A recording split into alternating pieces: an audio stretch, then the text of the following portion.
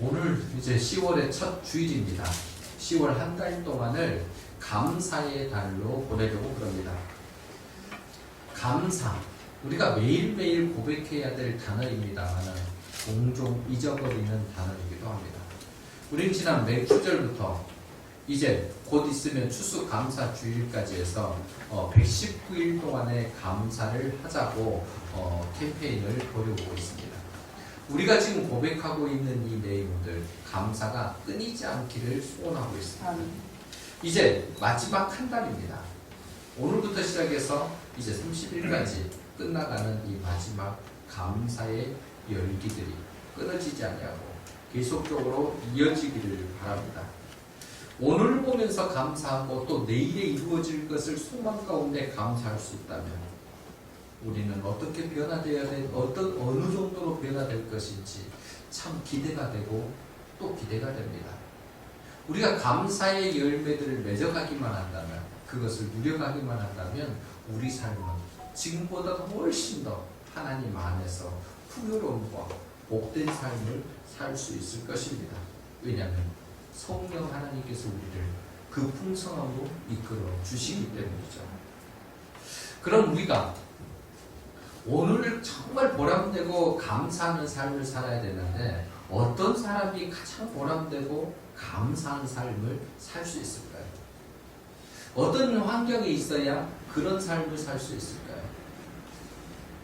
여러 종류의 사람이 있겠습니다만 아마도 어제 죽음에 그 생명이 왔다 갔다는 그 죽음의 문턱을 이겨내고 오늘 호흡을 하고 있고 세상을 정말 바라보고 있는 그 사람 아닐까 싶습니다. 숨을 쉬고 있다라는 것, 살아있다라는 것, 내가 지금 오늘 사랑하는 사람들을 볼 수 있다라는 그것만으로도 그는 감사할 겁니다. 내게 뭔가가 있어서 아니면 더 나은 형편이 되어져서 기쁨이 되어져서 그게 아니고 딱 한 가지, 내가 살아있다라는 그 자체만으로, 내가 호흡이 있다라는 그 자체만으로도 오늘이 너무너무 감격스럽고 감사가 넘치게 될 거라는 거죠. 그 사람들만 감사가 있는 건 아니죠. 그 사람만 숨을 쉬고 있는 건 아닙니다. 우리도 숨을 쉬고 있고 지금 이 자리에서 예배를 드리고 있습니다. 그렇다면 우리는 오늘 감사를 채워가고 있습니까? 오늘 내가 감사의 이야기를 하고 있습니까? 아니면 불평과 불만이 오히려 더 많은 속상함이 내 입을 통해 나오고 있는 것은 아닙니까? 오늘의 감사라는 것을 찾다가 인터넷에서 좋은 글을 읽었습니다. 누가 쓴지는 몰라요. 작자를 찾아보려 했는데 찾지를 못했습니다. 그러나 제목은 이렇게 됩니다. 오늘 하루가 선물입니다. 인터넷에 있는 글인데 우리 같이 한번 읽어보겠습니다. 늘 반복되는 지루한 일상이지만 마음과 생각이 통하여 작은 것에도 웃음을 나눌 수 있는 소중한 사람을 만날 수 있으니 오늘 하루가 선물입니다. 늘 실수로 이어지는 날들이지만 믿음과 애정이 가득하여 어떤 일에도 변함없이 나를 지켜봐주는 가족이 있으니 오늘 하루도 선물입니다. 늘 불만으로 가득 찬 시간이지만 긍정적이고 명랑하여 언제라도 고민을 들어줄 수 있는 좋은 친구가 곁에 있으니 오늘 하루도 선물입니다. 늘 질투와 욕심으로 상심되는 날들이지만 이해심과 사랑이 충만하여 나를 누구보다 가장 아껴주는 사랑하는 연인이 있으니 오늘 하루도 선물입니다. 그 많은 선물을 받기에는 부족함이 많은 나이지만 하루하루 힘들다고 투정하는 나이지만 그래도 내가 열심히 살아갈 수 있는 이유는 이 소중한 사람들이 있기 때문입니다. 그 어떤 값비싼 선물보다 소중한 사람들을 만날 수 있는 오늘 하루가 가장 큰 선물입니다. 한 사람이 이런 고백을 하고 한 사람이 이런 글을 썼습니다. 하루에 대한 것. 소중한 사람을 만날 수 있어서 오늘 하루가 선물이라고 말하는 이 글쓰기. 그런데 이 글쓴이 앞에서 우리의 모습은 어떠할까요? 우리에게도 소중한 사람이 있어서 오늘 하루를 감사할 수 있습니다. 선물로 고백할 수 있죠. 그런데 우리는 그들보다 더 큰 선물이 하나 있습니다. 오늘 우리와 함께 하시고 또한 앞으로도 함께 해주실 영원한 주님이 우리 곁에 계시기 때문이죠. 그럼에도 불구하고 우리가 감사하지 못한 이유가 무엇입니까? 그럼에도 불구하고 우리가 이 귀한 가치를 누리지 못하는 것은 무엇 때문입니까? 오늘 하루를 제대로 이해하지 못하기 때문 아닙니까? 오늘이라는 이 영어식 표현이 선물이라는 또 다른 뜻을 가지고 있다는 거 우리는 알고 있습니다. 우리가 열심히 오늘 하루를 살아가야 하는 것, 감사가 있어져야 될 이유이기도 합니다. 근데 사실 우리가 이렇게 열심히 살더라도 우리의 삶의 자리를 한번 살펴보면 감사했음에도 불구하고 내가 원하지 않는 사건이 벌어지기도 합니다.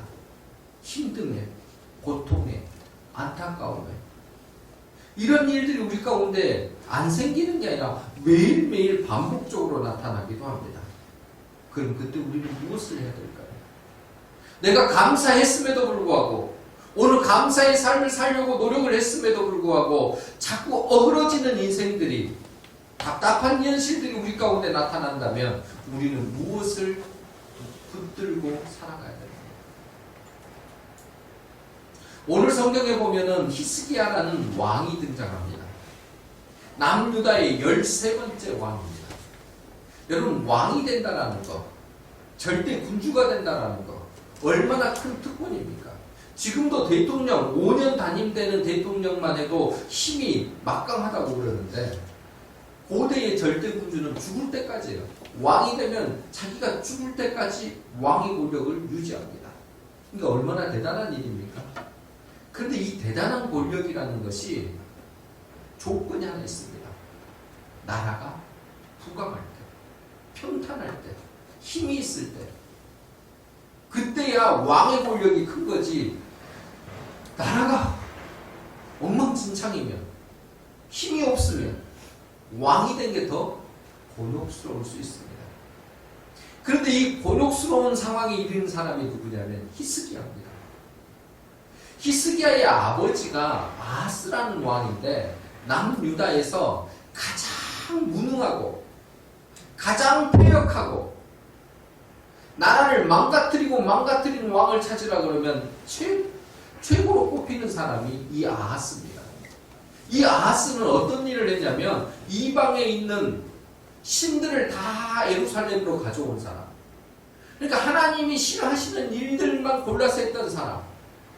그 결과 주변 나라들이 전쟁으로 계속 침략해 오고 그 배상금을 갚느라고 나라를 거덜낸 사람이 아하스입니다. 그 아버지가 죽었어요. 그래서 그의 아들이 왕이 됐습니다. 히스기야가 왕이 됐는데 참담합니다. 나라를 이게 어떻게 해야 되는지를 모를 정도로 어디서 무엇을 손대서 나라를 다스려야 되는지 모를 정도로 너무너무 복잡한 상황이 된 거죠. 그런데 히스기야가 그때 결단을 하고 일을 시작합니다. 하루를 매우 소중하게 시작하며 그 일들을 진행한 게 뭐냐면 하나님의 나라를 다시 세우는 거죠. 성전을 정화시킵니다. 보수하고 국민들에게, 백성들에게 여호와의 절기와 율법을 전달합니다. 다시금 우리가 하나님의 나라로 거듭나자. 정말 하루를 정신없이 하나님의 뜻 안에서 최선을 다해 살았습니다. 그랬더니 나라가 점점 안정을 되찾기 시작합니다. 나라가 나라다운 모습으로 갖추게 됐습니다. 힘을 가졌고 성벽을 성전을 정할 뿐만 아니라 성벽을 쌓기 시작을 했습니다. 이렇게 잘하고 있는데 문제가 생겼습니다. 아수르라는 그때 당시에 강대국이 침략해 온 거예요. 아직 국가가 좀 세워지기는 했는데 그들과의 전쟁에서 이길 힘이 있는 건 아닙니다. 도저히 감당할 수 없는 사건이 하나가 벌어진 겁니다. 난감하고도 난감하죠. 이렇게 노력을 했는데 하나님의 나라로 세우려고 정말 발버둥을 쳤는데 하나님 이게 무슨 난리인 겁니까? 라고 말할 수 있는 상황입니다. 우리가 하나님 앞에 제대로 서려고 하면 하나님께서 그 위에 복을 주셔야지 하나님 이런 시련을 주시다니 얼마나 난감했는지 모릅니다. 그때 히스기야가 보인 모습이 뭐냐면 목숨을 내걸고 하나님 앞에 나갑니다. 그리고 기도하죠. 하나님 이 나라 좀 살려주십시오. 우리 힘으로는 할 수 없는데 하나님 우리 좀 살려주십시오라고 외칩니다. 그때 하나님께서 그의 기도에 응답하시죠. 어떻게 응답하셨느냐? 이사야 37장 36절입니다. 우리 같이 읽겠습니다. 여호와의 사자가 나가서 아수르 진중에서 18만 5천인을 쳤으므로 아침에 일찍 일어나 본즉 시체뿐이라. 18만 5천 명이 쳐들어와가지고 예루살렘을 꽁꽁 둘러싸고 협박 아닌 협박, 우리가 곧 너희를 무너뜨리겠노라고 말을 했는데 히스기야가 하나님 우리는 할 수 없는데 도와주십시오 했을 때 여호와의 사자가 하루아침에 그 18만 5천인을 쳐서 시체로 갖고 난다는 거예요. 역사적으로 예루살렘 침공을 하고 이 아수르는 반란이 일어나서 나라가 무너지기 시작을 했습니다. 아니 이렇게 하나님의 능력으로 이제 나라가 이제 전쟁의 위기 가운데서 해방됐습니다. 평안해졌고 야 백성들이 말합니다. 하나님이 함께 계시면 이렇게 우리가 평안할 수 있고 모두가 누렸습니다. 그런데 히스기야에게 문제가 생긴 거예요. 이 일을 정작 다 만들어 놓은 주인공 히스기야에게 너무나 큰 문제가 생긴 겁니다. 생명이 위독해져 버립니다. 다른 말로 죽을 병이 걸려요. 근데 이 죽을 병을 걸렸으면 모든 사람이 와서 살리려고 노력을 해야 되는데 이사야가 와서 말합니다. 이제 곧 너는 죽을 것이니 유언을 해라. 유언장을 쓰고 죽음을 받아들이라고 선지자가 와서 말을 해버립니다. 더더욱 난감해집니다. 산을 하나 넘어서 이제 좀 평안할까 했더니 더 큰 산이 히스기야 앞에 펼쳐져 버린 거예요. 아니 전쟁을 이기기라도 하지 마시든지 차라리 전쟁에서 지기라도 했으면 내가 죽는 게 더 억울할 텐데 전쟁에서도 승리하고 모든 것이 이제 잘 될 것 같은 이제 좀 한번 숨을 쉬어보려고 하는데 이게 무슨 난리인 겁니까? 이때 히스기야가 도저히 견딜 수 없는 이 상황 가운데 무엇을 했냐면 아수르가 쳐들어왔던 것처럼 똑같은 방법으로 또 하나님 앞에 나갑니다. 하나님 앞에 엎드리는데 38장 2절과 3절 말씀이 그겁니다. 히스기야가 얼굴을 벽으로 향하고 여호와께 기도하여 이르되 여호와여 구하오니 내가 주 앞에서 진실과 전심으로 행하며 주의 목전에서 선하게 행한 것을 기억하옵소서 하고 히스기야가 심히 통곡하니 히스기야의 상황이 딱 한 단어로 기억되어집니다. 심히 통곡하니 자기 생명이 이제 끝 격각에 달렸으니 죽을 지경이니 심히 통곡하는 게 지극히 당연할 것 아닙니까? 그런데 히스기야가요 그냥 하나님 나 좀 살려주십시오 그런 거 아니에요. 요구하는 게 뭐냐면 하나님 제가 아직 할 일이 있고 제가 행한 일을 기억하시는 거 아닙니까? 제가 진실로 전심으로 하나님의 나라를 구하기 위해 하나님의 나라를 세우기 위해 노력했습니다. 하나님 앞에서 내가 이렇게 선하게 행한 것을 기억해 주셔야 되는 것 아닙니까? 하나님 나를 좀 기억해 주시사 살려주십시오. 살려주십시오. 통곡했던 거예요. 도와주시라는 거예요. 도와주시기를 간절히 외친 겁니다. 우리가 히스기야와 같은 상황을 우리도 맞닥뜨린다니까요. 인생 가운데 이런 일이 얼마나 많은지 심히 통곡할 일이 얼마나 많은지 모릅니다. 병이 들기도 하고 사랑하는 사람들과 헤어짐도 있고요. 내가 열심히 노력을 해놨는데 결과를 얻기도 전에 실패라는 것을 얻기도 합니다.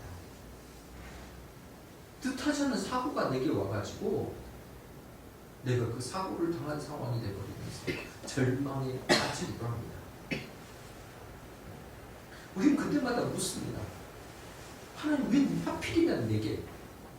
왜 하필이면 내게 이런 일을 겪게 하시는 겁니까? 왜 내게 시련을 주시는 겁니까? 좀 더 평안해지면 안 되겠습니까? 한 번쯤 다 고백해봤던 이야기들입니다. 그런데 이럴 때에도 우리는 한 가지를 잊지 말아야 합니다. 하나님의 의도가 무엇이고 하나님의 이렇게 하신 이유가 무엇인지 찾아봐야 되는 거죠. 많은 신앙인들이 이것 가운데 찾으려고 노력을 합니다. 하나님이 나를 훈련시키기 위해서입니다. 근데 어쩌면 인생이 너무 힘들면요, 뻔한 대답 같습니다. 잘 다가오지 않는 말 중에 하나가 이런 것이죠. 훈련이야. 근데 곰곰이 한 번 더 되짚어 생각해 보면 시련이 오고 아픔이 온 것 중에 많은 경우는요, 내 욕심 때문이 아닙니다. 내가 가지고 있었던 잘못된 생활 습관에서 오는 것일 수도 있습니다. 내가 무리하게 그 일들을 저질렀기 때문에, 내가 건강을 돌보지 않고 다른 일을 했기 때문에 그런 일들이 계속 되어질 수 있습니다. 우리에게 있는 이런 일들, 그러면 우리가 이런 일이 있기 때문에 내 삶 모르겠어, 포기해야 될까요? 사실 우리가 갖고 있는 이 고통의 현장은 숨을 쉬는 동안에 사라지지 않습니다. 매일매일 어쩌면 우리에게 우는 사자처럼 달려드는 것일지도 모릅니다. 그런데 설령 그게 후면의 과정이라 할까요? 내 잘못으로 인해서 무너진 삶의 자리라 할지라도 꼭 해야 될 일은 이것입니다. 그 어떤 자리에서도 하나님을 의지하는, 하나님을 붙잡는 것, 하나님을 찾는 것, 내가 감당해야 될 몫이라 할지라도 하나님께 다시 한번 고백하고 의지하는 노력이 우리에게 필요합니다. 왜냐하면 나 혼자는 그것을 감당할 힘이 없기 때문입니다. 내가 아무리 발버둥을 쳐도 그게 해결되지 않는 일인데 포기할 것이 아니라 뭐라도 붙잡아야 되는데 그 붙잡을 대상이 누구냐면 하나님이라는 거예요. 아멘. 히스기야는 전쟁 앞에서도 죽을 병 앞에서도 내가 할 수 없기 때문에 포기해버리는 것이 아니라 오히려 그것을 가지고 하나님 앞에 엎드렸다는 거예요. 그렇기 때문에 하나님께서 우리 인생의 주인이시며 우리를 가장 좋은 곳으로 베푸시기에 기뻐하시는 그분께서 새 일을 행하셨다는 겁니다. 히스기야가 통곡하고 기도할 때 하나님은 그 기도에 응답하십니다. 이사야는 가서 너는 죽을 것이니 유언장을 쓰라고 말했지만은 하나님은 히스기야의 통곡하는 그 기도를 들으시고 내가 15년의 삶을 연장시켜 줄게. 히스기야는 15년의 생명을 연장받았습니다. 오늘 우리가 읽은 본문은요, 그 15년 연장을 받고 하나님 앞에 히스기야가 올린 찬송시입니다. 하나님이 어떻게 해서 내 삶을 이렇게 이끌어 주셨고 또 내가 무엇을 가지고 이렇게 살아가야 되는지에 대한 고백을 담은 게 이 오늘 우리가 읽은 본문입니다. 히스기야는 오늘 본문에서 우리에게 그런데 중요한 걸 알려줍니다. 단순히 15년이라는 생이 연장되어진 것으로 감사하는 것으로 끝나는 게 아닙니다. 그렇다면 연장되는 삶을 사는 순간, 어느 순간 하나님이 나를 이렇게 살렸다라는 것에 망각이 돌아올 것입니다. 그것을 잊어버렸을 거예요. 우리에게도 수많은 기적이 있었는데 잊어버린 것과 똑같은 거죠. 근데 히스기야는 달랐습니다.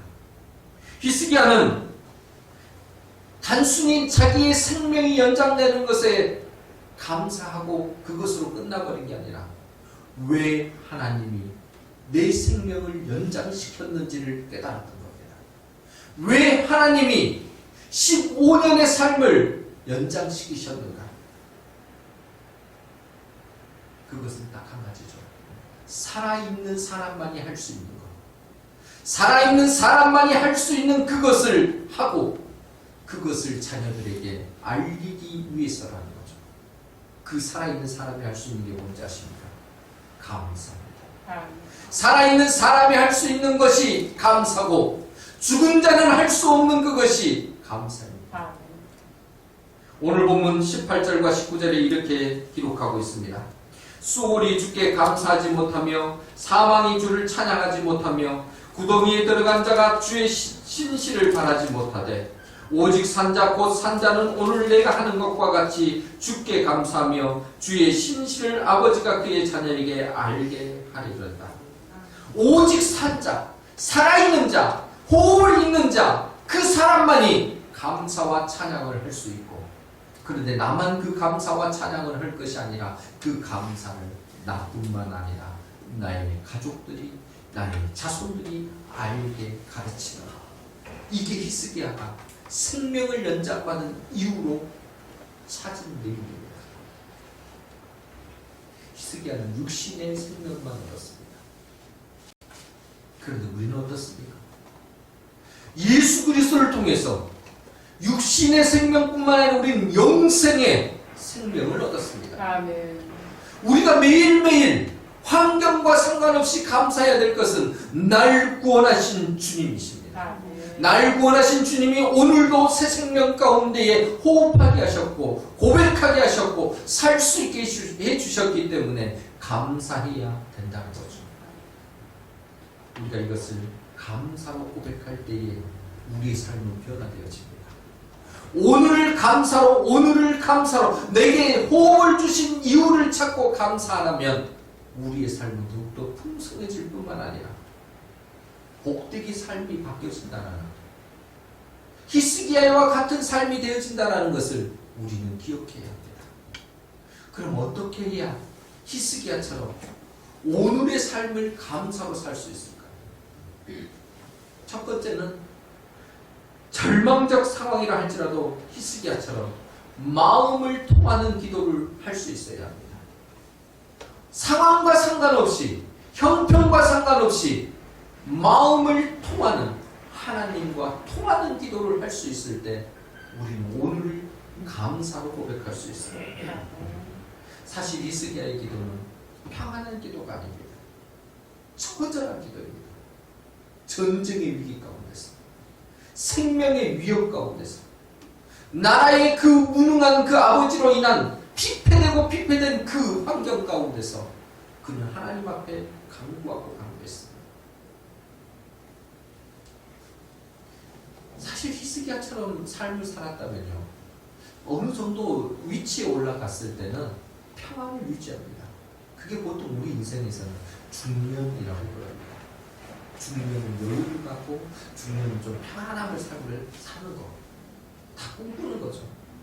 그런데 히스기야에게는요, 중년의 때에 뭐가 왔냐면 생명이 위협되는 이 죽음의 그림자가 달려들 거예요. 오늘 보면 10절에 그렇게 이야기하죠.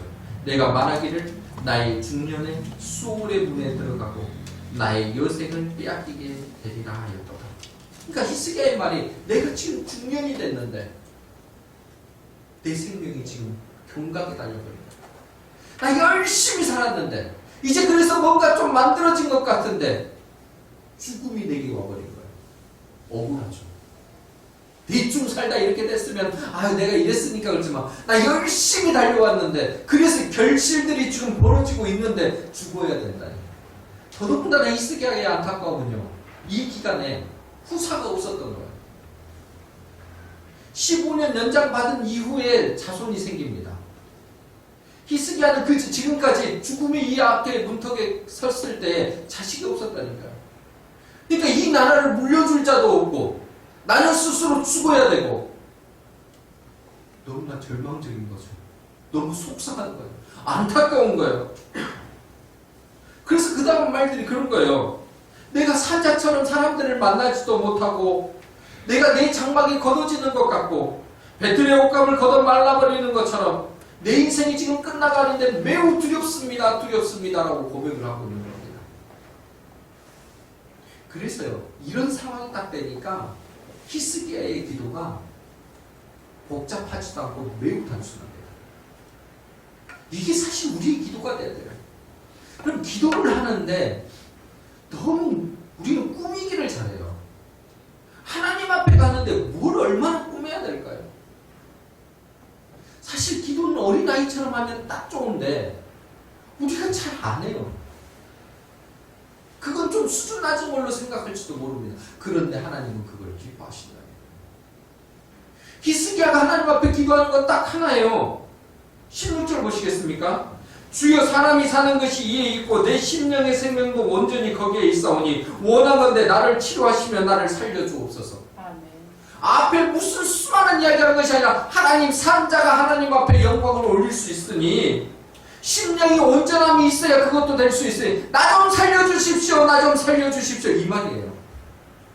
다른 말 안 한다니까요.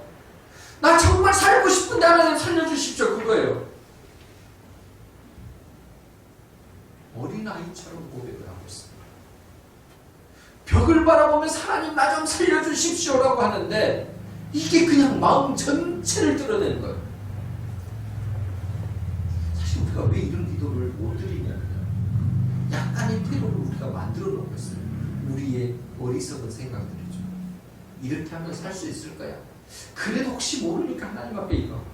그러니까 여지가 하나가 있기 때문에, 내가 생각하는 그 무언가 탈출구가 있기 때문에 전심이 안 나오는 거예요. 이게 막다른 길이라 이것밖에 없다라는 생각으로 하나님 앞에 나서야 되는데, 쉽게 말하면 잔머리를 굴리는 거죠. 그 기도가 집중도 안 되고 기도가 막 산탄이 되어지는 거예요. 그런데 어린 아이들은 그런 게 없습니다. 보이는 그거 딱 하나, 누리고 싶은 거 그거 하나, 취하고 싶은 거 그거 하나, 그거면 끝입니다. 그것만 하고, 얘가 엄마한테 와서 이것저것 머리 굴려서 이야기하지 않잖아요. 엄마 나 이거 사줘, 엄마 나 이거 줘. 그 단순함이에요. 근데 그 안에는요, 아예 간절한 용도도 있죠. 엄마가 내가 이렇게 말할 때 사줘도 되고 안 사줘도 되고 그러면요, 그렇게 말 안 한다니까요. 진짜 갖고 싶고 누리고 싶으면 온 마음을 다해서 그렇게 요청을 하는 거죠. 그게 기도예요. 그게 마음이 통하는 기도예요. 엄마는 그것을 들으면 이 아이가 절박하구나 금방 알 수 있듯이, 우리가 하나님 앞에 섰을 때 하나님, 나는 이런 삶을 살고 싶습니다. 오늘 내 삶이 이것이 펼쳐져야 되는데 도와주십시오. 내 힘으로는 이것이 불가능합니다 라고 이야기할 때 그 기도를 듣고 계시는 하나님, 또 들어주시려고 작정하신 하나님께서는 그것을 넉넉히 펼쳐주시는 우리의 아버지십니다. 우리가 하나님께 통하는 기도를요, 히스기야처럼 드리고 있다면 우리의 문제는 해결될 수 있습니다. 우리 안에 닥치는 일들은 이루어질 수 있습니다. 내 진심을 통하는 기도를 통해 하나님께서는 내가 들어주겠노라고 약속하셨습니다. 예수님께서 말씀하셨죠. 요한복음 14장 14절 말씀, 내 이름으로 무엇이든지 내게 구하면 내가 행하리라. 내 이름으로 무엇이든지 내게 구하면 내가 행하리라. 우리가 예수님의 이름을 붙잡지 않기 때문입니다. 하나님의 그 거룩하신 약속의 말씀을 붙잡지 않기 때문입니다. 그것을 간절히 붙잡고 하나님 도와주십시오라고 할 때 그 통하는 기도, 전심을 향한 기도는요, 절망적 상황이라 할지라도 그것을 이렇게 세운다니까요.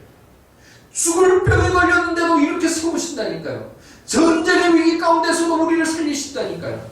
이 약속이 우리에게 이루어지기를 소원합니다. 우리가 그 하나님을 통해 이루어졌을 때, 그 하나님의 약속의 말씀대로 우리의 삶이 펼쳐졌을 때 우리는 그때 깨닫습니다. 오늘은 감사해야지. 오늘은 감사할 수 있어. 그 하나님이 나와 함께 하시면 오늘 나는 감사를 채울 수 있어요. 히스기야가 했던 고백이 우리의 고백이 되기를 소원합니다. 아멘. 우리가 오늘 감사로 살려면 두 번째 히스기야처럼 모든 것을 믿음으로 해석하는, 그리고 믿음으로 받아들이는 고백이 있어야 합니다. 아멘. 여러분, 기도 응답을 받는 건 참 감격스러운 일이고 즐거운 일입니다. 기도 응답을 받은 것만큼 행복한 일이 없어요. 이루어진 거고 그것 때문에 우리는 행복합니다. 그런데 그것을 그냥 감사로만, 한 번의 감사로, 즐거움으로 지나게 가버리면요, 그 다음은 잊혀져 버립니다. 감사가 끊이지 않고 감사로 되려면 해석을 잘해야 합니다. 내게 이루어진 그 일에 대한 해석과 그 고백이 끊이지 않도록 우리는 연결을 시켜야 되거든요. 그러면 그것을 받아들이는 도구가 필요합니다. 해석하는 도구가 필요하죠. 그게 믿음이에요. 믿음으로 우리의 삶을 받아들이고 믿음으로 그것을 해석하고 믿음의 결단으로 하루를 살면 그것이 또 하루의 연결점에서 감사가 풍성하게 되어질 수 있다는 거예요. 히스기야도 그랬습니다. 히스기야는 내 병 나았으니까 감사합니다라고 끝내는 것이 아니라 왜 하나님이 이 병을 낫게 하셨는지 앞에서 설명을 잠깐 드렸습니다만 이 과정 중에서도 하나님께서 내게 이루실 일이 있었구나라는 걸 깨닫습니다. 뭐라고 그러냐면 17절에 보십시다. 보옵소서, 내게 큰 고통을 더하신 것은 내게 평안을 주려 하심이라. 주께서 내 영혼을 사랑하사 멸망의 구덩이에서 건지셨고 내 모든 죄를 주의 등 뒤에 던지셨나이다. 히스기야는 깨닫습니다. 하나님께서 질병 앞에 또 나를 던지시고 질병 앞에서 다시 나를 건지신 것은 내게 더 큰 뭘 주시는 거야? 평안을 주시기 위해서. 이 큰 고통을 내게 더하셔서 내게 이것을 건져주셨던 것은 내가 진짜 평안이 뭔지를 깨닫게 하시고 이 평안 가운데 살도록 인도하시기 위해서라는 거죠. 우리는 삶의 영향을 받습니다. 삶의 자리가 어떠한 것이냐에 따라 감사가 나올 수도 있고 불평과 불만이 나올 수도 있습니다. 그런데 이 삶을 바꿀 수 있는 게 있습니다. 내 지대한 영향을 끼치는 이 삶의 환경을 바꿀 수 있는 것은 해석의 도구를 제대로 갖는 겁니다.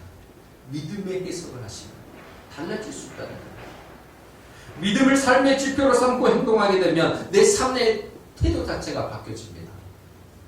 행동이 달라지고 생각이 달라집니다. 습관이 달라지고 반응으로 인한 믿음의 연결점들 속에서 내가 새롭게 일어서는 것을 발견하게 될 거라는 거죠. 세상 사람들이 말을 합니다. 위기는 뭐라 그럽니까? 기회라고 이야기하죠. 위기는 기회라고 이야기하는데 실제 이것은 말뿐이에요. 위기는 기회라고 말하면서 세상 사람들이 사는 모습을 보면 위기는 위기일 뿐이에요. 위기는 위기로만 닥치는 거고, 그래서 뭐라 그래요? 위기가 닥치면 사람들이 못 살겠다라고 말을 합니다. 죽겠다라고 말을 하는 거예요. 위기가 기회면 이런 이야기를 하는 게 아니죠. 위기가 기회로 닥쳤으면 와, 이 기회를 이겨내야지. 근데 뭐예요? 대부분의 사람들은 이것을 기회로 갖지 못한다는 거예요. 위기를 위로 끝내버립니다. 위기는 위기로 끝내서 그냥 멸망시켜버리는 그 실패의 자리로 만들어버리는 상황들이 되는 거죠. 그런데요, 믿음의 사람은 다르다는 거예요. 믿음의 사람들은, 하나님을 믿는 사람들은 위기를 믿음의 해석을 통해서 믿음의 눈을 가지고 기회로 바꿔갈 수 있어야 합니다. 그게 기회예요.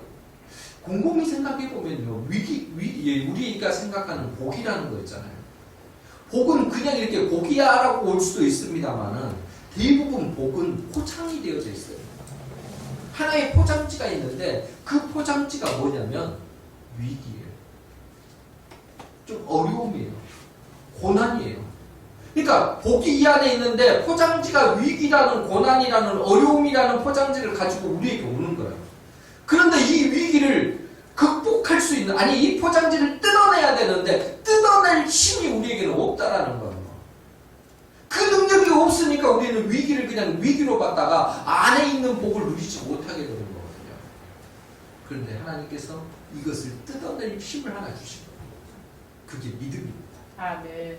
내가 할 수 있어, 이 믿음 아니고 하나님께서 해주십시오, 예수님께서 해주십시오, 성령님께서 해주십시오라고 요청하는 요청하는 그 믿음이에요.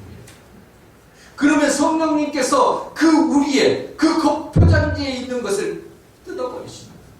위기를 벗겨주십니다. 감당케 해주십니다. 그랬더니 위기가 벗겨진 다음에 나타난, 어려움이 벗겨진 다음에 나타난 게 뭐예요? 복이에요. 은혜예요. 이것이 우리 가운데 있으니까 얼마나 감사하겠습니까? 이것이 세상 사람들은 위기가 위기로 끝나버리는데 믿음의 해석을 가진 사람들은 위기가 이 믿음의 도구를 통해서 복으로 바뀌는 거예요. 기회로 바뀌는 거예요. 사실 히스기야도요, 얼마나 큰 위기를 겪었습니까? 전쟁도 전쟁입니다만은 자기 죽을 병에 걸리는 위기 가운데도 봉착했다니까요. 근데 이것을 죽을 병이네. 선지자도 와서 내게 죽을 병이니까 유언장 쓰고 이제 끝을 내라고 그러는데, 근데 히스기야는 이 위기를 하나님 앞에 믿음으로 고백을 하는 거예요. 하나님, 내가 이 나라를 더욱 살려야 되고 이 나라를 하나님의 나라로 만들어야 되고 아직도 내게는 해야 될 이 선한 일들이 있는데 하나님 그대로 두지 마십시오. 평생토록 가져왔던 믿음의 이 습관을 하나님 앞에 고백합니다. 정말 하나님 앞에 믿음으로 이 고백을 하니까 하나님께서 그 삶을 바꾸신 거죠. 형편이 좋아서 믿음의 고백을 하는 게 아닙니다. 절박한 상황 가운데서 그는 하나님 앞에 고백했던 거죠. 삶이 순탄하든 삶이 어렵든 이게 중요한 게 아닙니다. 이런 삶을 믿음으로 어떻게 해석해내고 믿음으로 내가 살아가려고 발버둥 치느냐가 더 중요합니다. 나를 믿는 게 아니라니까요. 약속해 주신 하나님을 믿는 거죠. 아멘. 우리를 이끌어주시는, 구원의 길로 이끌어주신 예수 그리스도를 믿는 거고 여전히 우리 삶 가운데서 역사하시는 성령님을 믿는 겁니다. 그렇게 믿음으로 나갈 때요, 그 믿음은 우리를 새롭게 만들어줍니다. 오늘 보면 17절 끝에 보시면 히스기야의 고백 가운데 주께서 하반절에 내 영혼을 사랑하사 멸망의 구덩이에서 건지셨고 내 모든 죄를 주의 등 뒤에 던지셨나이다. 히스기야가 했던 말 중에 두 가지를 기억하십시오. 건지셨고 던지셨다. 여러분, 건지고 던지는 것은 히스기야가 건지고 던진 게 아닙니다. 하나님께서 그를 건지셨고 하나님께서 그의 죄를 던져버리셨다라는 거예요. 하나님의 일하심입니다. 고난이 주는 이 일들 가운데서 구렁텅이에 있는 나를 건져주시는 하나님의 은혜. 죄의 짐 때문에 세상의 짐으로 이렇게 얽매여 살고 있는 내 짐덩어리를 들어서 던져버리시는 하나님의 은혜. 아멘. 히스기야가 지금 그걸 고백하고 있는 거예요. 고통 가운데서 아무것도 할 수 없는 우리를 하나님 할 수 있게 만들어 주십니다. 아멘. 그 도구는 믿음입니다. 아멘. 우리에게 믿음이 있습니까? 이 믿음을 붙잡아 가십시다. 하나님을 믿는 것, 예수 그리스도를 고백하는 것, 성령님을 더욱 의탁하는 이 믿음이 우리 가운데 충만해질 때, 아니 히스기야가 했던 것처럼 그 믿음의 고백들을 해나갈 때 우리는 이렇게 고백할 수 있는 거죠. 오늘 감사합니다. 위기의 순간에 오히려 감사로 바뀌는 은혜를 우리 모두가 경험하게 될 것입니다. 아멘. 사랑하는 성도 여러분, 히스기야는 죽을 병의 위기 가운데서도 그것을 극복했습니다. 살아났습니다. 그래서 산자가 할 수 있는 찬양과 감사를 드렸습니다. 은혜를 받았던 은혜를 마음에 담아두지 않고 오늘을 사는 감사로 나타냈습니다. 그리고 그의 자손들에게 그것을 교육시켰습니다. 우리도 그렇게 사십시다.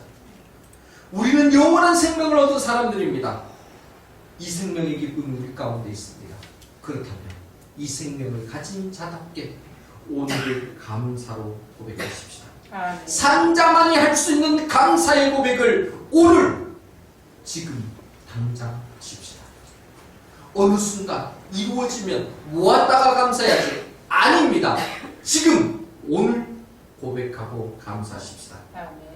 전심을 다해 하나님 앞에 기도함으로써 내 삶의 모든 환경을 하나님이 주신 믿음의 눈으로 해석하고 결단하며 살아가면서 오늘의 감사가 매일매일 이루어지기를 소원합니다. 아멘. 그 감사로 10월 한 달, 아니 우리 일평생 동안의 삶이 이루어지기를 주님 이름으로 간절히 부탁드립니다. 아멘.